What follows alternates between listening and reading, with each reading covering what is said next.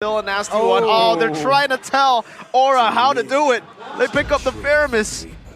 A boy on his previous signature pick. Now it's Novaria, but previously it was Faramis. Novaria, Valentina, of course, and a boy special. But for Aura, I mean, the Valentina is still up for grabs for them if they want to get that Nether Realm for themselves and maybe just counterfight the players of Geek. Right, I wonder if that's the idea, right? Okay, the Valentina's up, but like if you go for a mid Valentina, then that definitely locks in the Angela in the roaming position, and that means you have no control. If that happens and Geek Fam gets a strong, dynamic, like engage tool, that means that whenever they're trying to set up for a neutral objective, Geek Fam will have Aura beat every single time. Xborg and Valentina locked in for Aura. That's a comp, another comp that wants to fight, but this time they have that damage output. Now it's a bit more mixed. They have a Valentina deal damage, they have a Xborg as well. So it's not as messy or as burst and snowball reliant as game number one. They have more dynamic now to play with. Geek Fam final pick though, that's the big question. Will the Ruby go roam? Will the Marauders go XP or jungle? We still don't know. Imagine they go for Estes now and try to out-heal that consistent damage of Aura and try to overwhelm the Valentina with big ultimates. You want a Death to this Welcome? You want the I'm Offended? No, they go for the Yuzong. That means the Ruby will be roaming. It's Baloy on his signature offended pick, yeah. Well, of course. But the question now for Aura is that, yes, they have damage output, but do they have the lockdown necessary to keep the players of Geek Fam in place? I mean, they have the taunt from the Fredrin and also, you know, the love strings from the strings from Angela. But then again, if compared to like game number one, they had the lockdown in the final slash, but then the damage was not there. So there's kind of like something that is missing again in the draft of Aura. But you know, I hope they can outfight the players of Geek Fam. They have the damage output, but do they have the winning composition right here? Especially again, we talked about quad control and AoE for the side of Geek Fam. They have an abundance of that. And if you talk about the damage output, in the end of the day, especially in the late game, there's going to be a Claude against a Roger. So we'll have to see if Fam do not have that global presence on the chip. Let's see, ladies and gentlemen, if Aura will be taken down 2-0 in a clean sweep by the Geeks. Or will the fire of the Xborg carry Aura in game number 2 to force out a game number 3 that they desperately need to make it to playoffs? Here it is in the land of Dawn for game numero 2. If Aura does lose, oh, okay, Yaoi in big trouble. Okay, I was about to say, if Aura lose, they have to place their bets on other teams also losing and winning at the same time. But Yaoi almost gets taken down from the damage dealt by the players of Geek Fam. And look at the difference in priority here. Before we saw that it's all about the roamers disturbing the jungle path and the jungle clear. But now look at how active both roamers are, trying to secure some prio in the mid lane right there in order for the mid lane to really participate in those fights, to be able to invade as well. Look at the rest of the emblems by GamesMax. You can see Chidera still on the tenacity, but he has that common emblem, so that sustainability will help a bit when you're dealing with Kabuki. With the Weakness Finder and Master Assassin, he will supposedly have the stronger laning phase, unless the rest of the team can really try and back him up. But you have to watch for Baloyski here, who has the force to pull yourself together. He is absolutely looking for more flickers to try and make more flashy plays for his team. And now in the first minute of the game, not as much action as we saw, you know, a full invade in game number 1 with the better mid control of Geek Fam. This time it's a bit more equal in that mid lane where they can actually withstand it. And as you can see from the stats, Gugun still standing at a very good positive win rate on that Brethren. The control for the XP starts now to set up for the first neutral objective. Geek Fam is positioning very aggressively. Just enticing the players of Geek Fam to take this fight so they can progress towards the turtle later on. But, you know, Geek Fam, they are not taking the bait, and Baloyski will be there taunted. Turtle could be the next main target. The Black Dragon form towards the backline of Aura. Gogun again getting caught up. The Nether Realm is connecting towards the players of Geek Fam, and Ray gets the turtle. The last Insanity will not be able to get the kill. Also, the Heart Guard will help Gugun traverse his way towards the backline of Geek Fam, but no bodies taken. But the neutral to the pockets of Geek Fam. Just turtle taken by Geek Fam. Still a big win for them. They need this snowball building. Arashi, what do you think? I think that this export, the longer the game goes, will be a massive problem. They want to all be that clumped up. We saw in that exactly in that fight how clumped up the fights can really be. You can barely see past the players' HP bars. And Aran got a big last insanity. And the longer the game goes, the more damage can be output by this export when your team is focused on the other damage dealers. So I think for Geek, during the mid game, they will have to try and really find other ways to really get ahead right here instead of just relying on the Netherrealm. Because again, it has been matched. I think it has to be in the playmaking potential to try and find something before the turtle, because that is where Yaoi can't really be as active, and technically that takes him out of the equation. Whereas in the turtle fight, that's where the hard guard, as you can see earlier, was a massive problem in them trying to shut down and zone away Gugun from the neutral objective. And now they continue their path, that snowballing path of theirs, towards the top side of the jungle. Gugun, wow, invaded. A bit of a deja vu moment in game number 1 where Gugun was able to get completely neutralized a few levels below of Ray. And Beloyski is still standing at that 100% win rate on that Ruby too. They're on their comfort picks, but hey, fun fact, a boy has actually found not a lot of success on this Veramis pick that used to be a signature, standing at 3 and 5 right now on this record. Not characteristic for a boy. Used to be one of his strongest heroes. You know, he's well known for the playmaking heroes. You know, Navaria, Valentina, and the Faramis. Really helps him boost the utility of his teammates as well. But now, the turtle is going to be the subject of taking Loiski. He fails it, but the taunt now from Gugun. The Black Dragon form is there. Yaoi channels his hard guard to protect the players of Aura Esports. Again, a change in Netherrealm will be there. The taunt again towards Luke. Luke will be able to run away from that altercation, but a boy steps forward with the Shadow Stampede. Will not be able to take any of the members of Aura. Again, a stalemate in this turtle dance for both teams. The battle of sustain. It's still happening, Beloy. A pull towards Gugun. Gugun will be deleted. He won't. The Appraisal's Wrath is there, and the damage follow-up comes through. Kabuki looking to get his fangs on the backs of Geek Fam and Aura Esports. They chase down a boy next on the chopping block. Gugun will be able to get the turtle. No, he won't. It's Kabuki getting the kill. And next they will corral towards the turtle. A 4-0 start for Aura Esports. Gugun might not have been able to secure the first neutral objective with his retry, but he does so here with a massive Appraiser's Wrath to turn the tides of what looked to be a complete Geek teamfight victory. And now they get the free neutral objective. Ray's behind, and Gugun wants to go for more. Wait, is this too greedy? He could be overcommitting this, but the hard guard will save him. Re-engaging towards Luke. The Appraiser's Wrath is there. Last Insanity. The damage comes through, but the Netherrealm will save him. The Blazing Duet from Chadera towards the backline. No, it forces them back. Luke on a sliver of HP. And they disengage as Aura Esports again winning that battle of sustain. Battle of sustain and battle of damage output as well. And Gugun is not done. This is what this man does when you give him the advantage on a winning situation right here, on a hero with a lot of escapability and sustain. He's just going in again and again. He's trying to assert the dominance and get, again, that high neutral objective rate for his team. Game fact, presented by our new application GoPay. Up until week 9, Gugun remains the player who has secured the most turtles and lords in MPL Indonesia Season 13 with 62 turtles and 46 lords. This guy is an objective maniac. And so far this game, it's 1-1. He loses in that retry battle, the first turtle, but then he just swings his sword the second time around.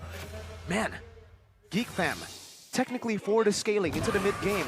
We should see Aura continue the snowball. They have a Roger, they have a composition that's really, really good in that mid-game, and they're technically already doing that. Yehezkiel is doing a good job at just stopping that turret from being taken, but in the end, they will have to let it go. A bit too risky for him to stay there and to actually battle it out. Arashi, 7th minute of the game, coming into the third turtle. What do Geek Fam need to do to turn the tides again? I think Geek should really avoid a lot of these big fights, but look at Luke. Luke almost solo killed by Kabuki, just hiding in the bush. He will pop the BDF and run away. Yeah, for Geek, I think they have to just go for these trades like we just saw earlier. Oh, Like right now, Baloyski with a pull and the kill. Chadera gets the kill with the help of the Blazing Duet, but their Blazer's Wrath is there from Gugun. Again, popping up NetherRealm from a boy. They will sustain the damage, but Kabuki with the mega kill. He is hungry. There's just Predator in the building, and Aura again bouncing forward with Kabuki. Geek fam, we're testing their limits, and their limit is Kabuki. But Kabuki might bit off more than he could chew. He won't. He will push back and disengage. It's a 3-for-2 in favor of Geek Fam in terms of members, but those HP bars tell a different story. Geek Fam are the ones forced back. Did Aura win that? I think overall, the goal difference really shows that, in a way, Geek did benefit from that. But Aura is showing again that even though they start off the fight on the back foot, losing a member, they can still hold their own against Geek Fam right now. So the gold and the early game pressure is still very much utilized by Aura. With the War Ice finish for Aran right here, he's going to be a big problem, especially for Chidera. Chidera does have the sprint to try and really maneuver around the battlefield. He's only on 2 items right here though. So his damage will take a bit longer to really ramp up.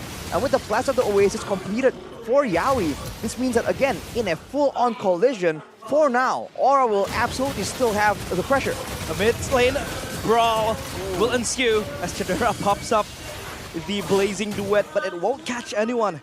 And Aura, they're just playing the waiting game. This could be the next objective being contested. Black Dragon form popped up now. Gugun, the subject of that take, and he will jump to the Lord Pit. But again, the NetherRealm is there to save him. The Heart Guard will equip him again and just sustain the players of Aura. But Retribution is there to get the Lord. Kabuki gets the kill. So does Gugun. And Luke, stuck in a rock in a hard place, will jump forward. The Petrify flickers away from Aran, and Gugun. Double kill secured. Aura, double-digit kills, but they lost the Lord. But does it matter? The neutral objective maniac says no to the neutral objectives. We'll just take the fights. Damn the Lord. They win out a massive team fight, still holding on to their lead and utilizing this mid-game power spike. But hold on, they're looking for more turrets. But it's a great move from Geek Fam to force a fight right there when they know that their Haskill was a bit too far to really participate immediately. They did lose in a team fight, but the fact that they did get the Lord means that they can stall this game out for that much longer, and they denied Aura from a chance to crack open the base at the 10th minute of the game, buying a bit more time. But Baloyski, He'll play again with the Blazing Duet, but he has skill saved with the Heart Guard, and this could be the turnaround from Gugun. He's looking for Baloyski. Where are you running, little man? Gugun will lead the charge forward. The taunt connects towards Baloyski, and Kabuki is there to dish out the damage with the BDF again, coming in from Luke, trying to disrupt the fight, turning it into two dragons in the Land of Dawn. But thankfully though, for Aura, they will disperse, and that is just another taunt. Phew.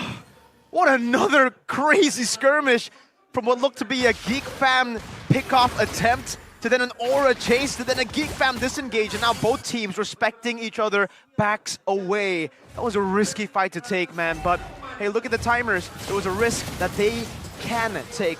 Nothing to fully punish on both these sides. Even if they lost one member, it would have still been okay. Kabuki though, 6-0-3, that's a GDS, Arashi. Well, that's already 4 items in his inventory, and you're seeing why it's so difficult right here for Luke on the Yuuzong to really have that much impact.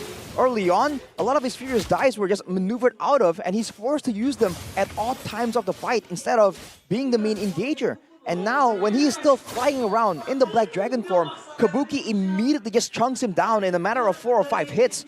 So for him to really be able to even have a say in these fights, he needs a couple more items to at least be able to withstand some of the damage, and maybe then he'll be able to threaten the backline a bit more, and Geek Fam can have at least some way to deter Aura from just walking forward, knowing that they have more damage output, that they have this mid-game power spike, at least for the next neutral objective in 20 seconds.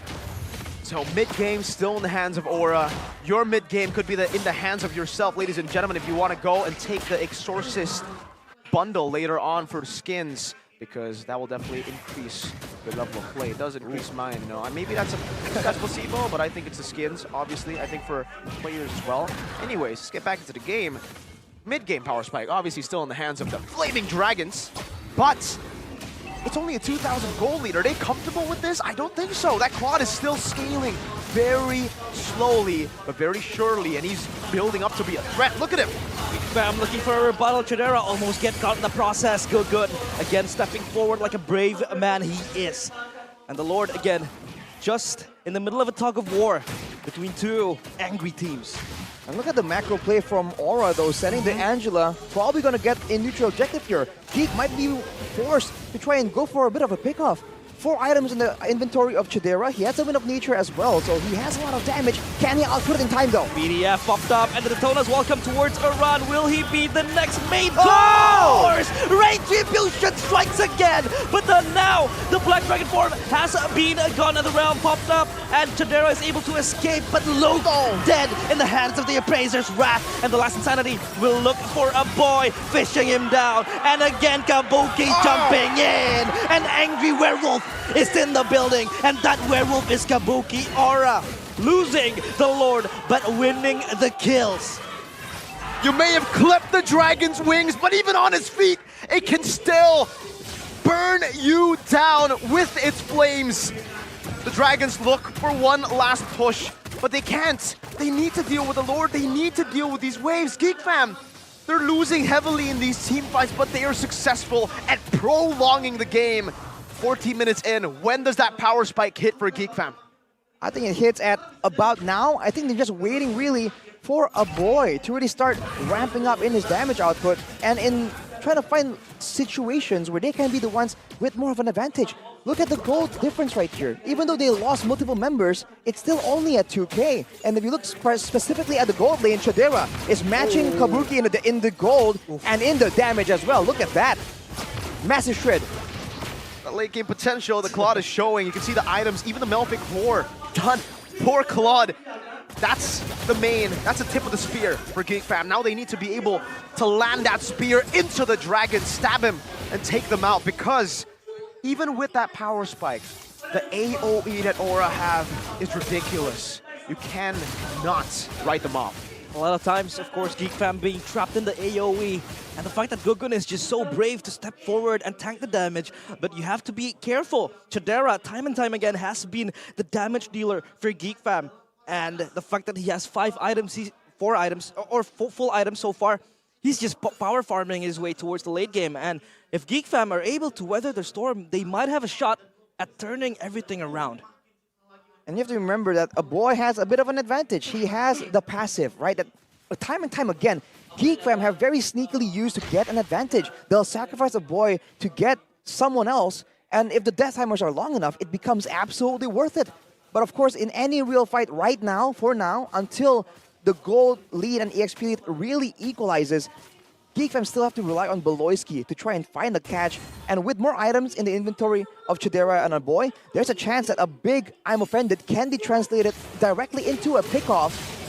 We'll see for now, because of course Yeskill does not have to purify, only Kabuki has a way to deal with it. And I think Geek fam will make their move right before the Lord does spawn, because they do know that, of course, Aura are going to be banking on Yaoi to make that macro play once again. This is still so scary, man. Like, you take a look at the scoreboard and you think, this is a stop for Aura, but then you take a look at the gold lead, and it's 1,700. Aran! Aran pulled into the chaotic team that is Geek fam, but that's just a taunt. Send a message towards Aura to be careful approaching this Lord Pit. Oh man, that's his entire Faraga armor taken out. He will be able to get that back. Obviously, we can just burn some of these creeps in the jungle, but back to the point that I was making. 14-3, 2,000 gold lead only by Aura. This is, if you wanted to say what game reflects Geek fam the best, this is probably it!